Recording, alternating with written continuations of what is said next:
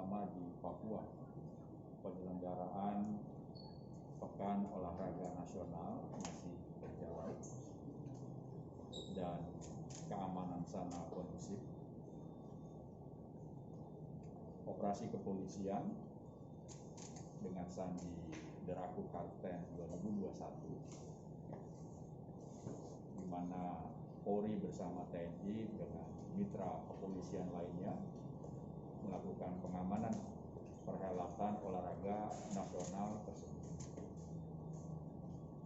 pada 4 klaster dan venue tempat-tempat yang pertandingan olahraga semua berjalan dan situasi kondusif. Operasi kepolisian tersebut dapat berjalan dengan baik dan kita berharap bersama mudah-mudahan kegiatan PON ke-20 di Papua dapat berjalan dengan aman dan juga menghasilkan prestasi-prestasi olahraga di tanah air yang semakin baik. Yang berikutnya, situasi di Yahukimo. Situasi sekarang kondusif. Aparat keamanan TNI Polri berkekuatan lebih kurang 3 satuan setingkat kompi berada di Kabupaten Yahukimo untuk memulihkan kembali situasi keamanan dan ketertiban masyarakat di Kabupaten Yahukimo. Masih ada warga sekitar Yahukimo yang masih mengungsi, masih meminta perlindungan. Tercatat sekitar 3.609 itu masih berlindung pada beberapa tempat, 3 tempat, itu di Mapores Yahukimo, kemudian di gereja DK Evanestia, kemudian juga di Koramil DKI. Masih minta perlindungan keamanan di sana. Sekali lagi, situasi sudah kondusif. Aparat keamanan berusaha secara optimal memulihkan kembali situasi keamanan di sana. Untuk penanganan kasusnya, penyidik telah menindaklanjuti kasus tersebut dan sudah dalam proses penyidikan dan telah menetapkan 22 tersangka di dalam kasus di Yahukimo tersebut. Penyidik masih mendalami dan kemungkinan akan bertambah tersangkanya itu cukup besar karena masih kasus ini di dalam. Untuk sementara 22 orang telah ditetapkan sebagai tersangka. Mudah-mudahan segala upaya yang dilakukan oleh aparat keamanan di sana bisa sekali lagi mengembalikan situasi keamanan dan ketertiban di Kabupaten Yahukimo. Ini beberapa informasi yang dapat disampaikan khusus masalah di Papua, penyelenggaraan PON dan pemulihan kembali situasi Kamtibmas di Kabupaten Yahukimo. Mungkin ada yang ditanyakan rekan-rekan? Cukup? Ya.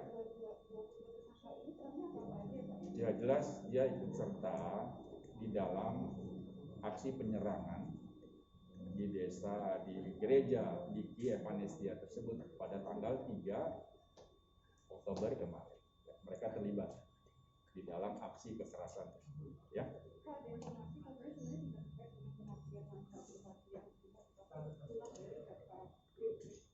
Itu semua masih di dalam. Memang awal kepolisian mengindikasikan bahwa penyebab kerusuhan tersebut, kekerasan tersebut akibat kematian dari saudara Abob Busto yang meninggal dunia di Jakarta. Ini masih didalami lagi latar belakang daripada kasus tersebut, dan sampai sekarang sudah 22 orang ditetapkan sebagai tersangka. Oke. Pak, sebenarnya Pak mau nanya soal itu Pak. Jadi Pak Nizam bilang Densus lebih baik dibubarkan saja karena teroris itu bukan jadikan komoditas tapi harus diberantas memang. Jadi tanggapannya Pak. Di mana itu? Di Twitter Pak, dia tweet kayak gitu. Belum baca saya masalah itu, nanti ya kita dalamin. Yang lain? Soal Munarman kan mau diadili Pak. Itu sudah terima. Munarman, kasus tersebut berapa hari yang lalu sudah P21, dinyatakan oleh kejaksaan bahwa berkas penyidikan saudara M itu telah lengkap. Artinya akan ditindaklanjuti oleh penyidik, yaitu tahap kedua, penyerahan tersangka beserta barang bukti. Kapan penyerahan? Ini masih dikoordinasikan antara penyidik dengan kejaksaan. Ya. Saya rasa nunggu waktu saja, tinggal penyerahan tersangka dan barang bukti. Tapi pemberkasan daripada kasus tersebut dinyatakan oleh pihak jasa telah lengkap untuk proses selanjutnya ke persidangan di pengadilan. Kita tunggu waktu. Ya. Kalau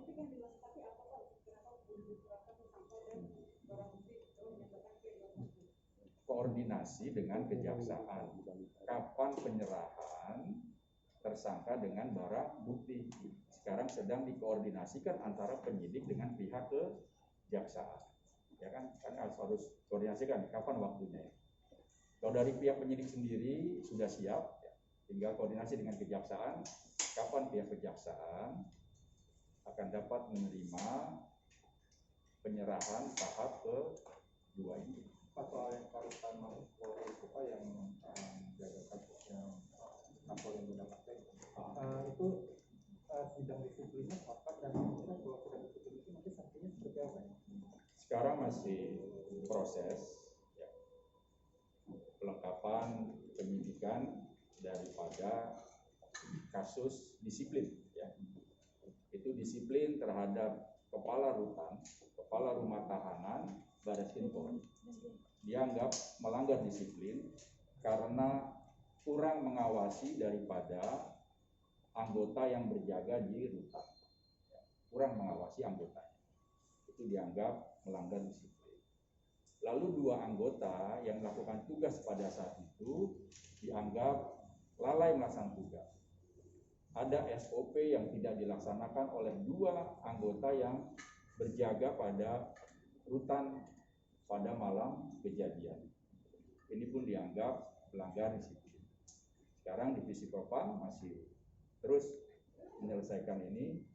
Ya, mungkin tidak berapa lama lagi akan segera disidangkan untuk pelanggaran disiplin dari ketiga anggota Polri tersebut. Ya. Pak, soal penemuan bom yang di Gunung Ciremai gimana Pak? Sudah kan, memang sudah ya. Yang jelas bagian daripada program deradikalisasi yang dilakukan oleh Densus itu menghasilkan ya. Ada narapidana terorisme setelah dilakukan kegiatan-kegiatan deradikalisasi akhirnya memberikan informasi kepada tim Densus bahwa yang bersangkutan masih menyimpan bahan peledak yang ada di Gunung Ciremai. Diteliti ke lokasi, memang ditemukan di sana dan langsung dilakukan disposal oleh Brimob. Ya, itu sudah jelas semua dan masyarakat sudah tahu tentang peristiwa tersebut. Pak, ini Pak Irjen Napoleon bikin surat lagi Pak, dia mengatakan dia bukan koruptor seperti yang dituduhkan. Nah, apakah nanti ada rencana untuk memeriksa psikologis dia Pak? Masih proses itu semua ya. Nanti penyidik akan menyelesaikan kasus itu. Ada rencana untuk itu nggak Pak, tes kejiwaan dia Pak? Hah? Ada rencana untuk melakukan tes kejiwaan terhadap? Sejauh ini tidak ada. Pak, kembali ke Pak Napoleon, tadi kan kode etik terhadap 3 anggota polisi. Bukan kode etik, disiplin. Disiplin ya Pak? Ya. Kalau untuk Pak Napoleon itu sendiri kan masih berstatus sebagai Polri aktif. Iya. Kalau itu kode etik atau disiplin bagaimana? Kita lihat nanti kasus yang sedang ditangani oleh penyidik. Ya. Masalah hubungan dengan Joko Chandra. Kasus ini belum inkrah. Sejauh mana nanti vonis yang diterima oleh yang bersangkutan. Nanti setelah inkrah, ada banding, ada kasasi selesai, baru nanti Polri akan melakukan langkah-langkah selanjutnya. Menunggu dulu proses yang sedang dijalani oleh saudara NB. Pak, secara garis besar mungkin bisa dijelaskan proses yang akan dilakukan terhadap yang bersangkutan setelah kasasi segala macam itu. Lihat inkrah kasusnya divonis berapa lama, ya toh? Nanti dari kasus itu telah divonis, baru Polri akan melakukan langkah-langkah, ya kan? Kita lihat dulu vonis terakhir dari beliau, mendapat vonis berapa tahun, dari situ Polri akan melakukan langkah-langkah secara internal, ya. Oke, rekan-rekan sekalian. Berarti udah mulai proses itu belum Pak? Laporan dugaan rasisme yang 3 ya? Siapa itu? Ya, yang jelas Polri sebagai pelayan masyarakat. Siapapun yang datang ingin dilayani oleh Polri, tentunya Polri akan melayani.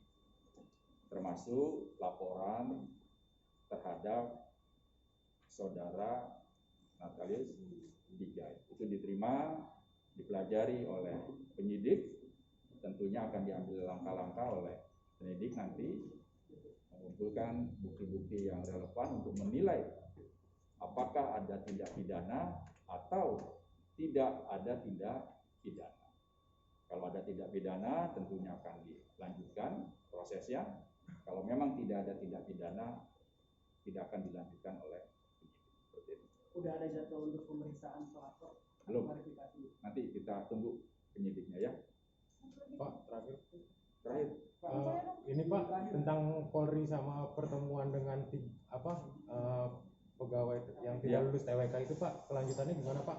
Apakah ada yang jelas satu hal perkembangan yang baik, sudah ada komunikasi antara Polri dengan perwakilan daripada mantan pegawai KPK.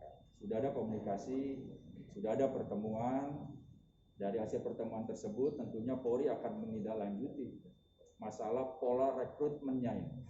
Tentunya nanti pola yang dibuat akan selalu berdasarkan daripada peraturan yang berlaku. Kita tunggu saja, masih digodok itu semua. Tapi komunikasi antara Polri dengan perwakilan dari 57 mantan pegawai KPK sudah terjadi. Mudah-mudahan ini hal yang positif, ya, akan menjadi bagian bagaimana menyelesaikan permasalahan yang sekarang ini terjadi. Akan ada pertemuan lanjutan Pak? Pasti ada. Sudah ada rencananya ya Pak? Nanti kalau ada diberitahu, pasti akan ada yang berikut. Ya. Penyelidikan tentang laporan Muldoko dong Pak. Sekarang kok Masih ditangani penyidik, nanti kita lihat update masalah itu. Bapak, tapi kok lama sih Pak penyelidikan laporan Muldoko itu? Iya, itu kan semua proses. Makanya saya akan tadi, ketika ada satu laporan polisi, maka penyidik akan mempelajari itu semua. Ya, akan melakukan langkah-langkah penyelidikan. Penyelidikan itu menjadi bagian bagaimana mencari alat bukti yang relevan dengan kasus yang terjadi. Ya, ini masih dalam satu proses. Kita tunggu penyidik untuk menyelesaikan laporan-laporan. Ya, sabar saja. Ada Polri ada koordinasi nggak dengan KPK terkait dengan penemuan bendera HTI di KPK itu? Itu internal KPK, ya, internal KPK. Kita tunggu saja penyelesaian masalah itu. Ya, itu kita yakin KPK itu akan bisa menyelesaikan masalah itu.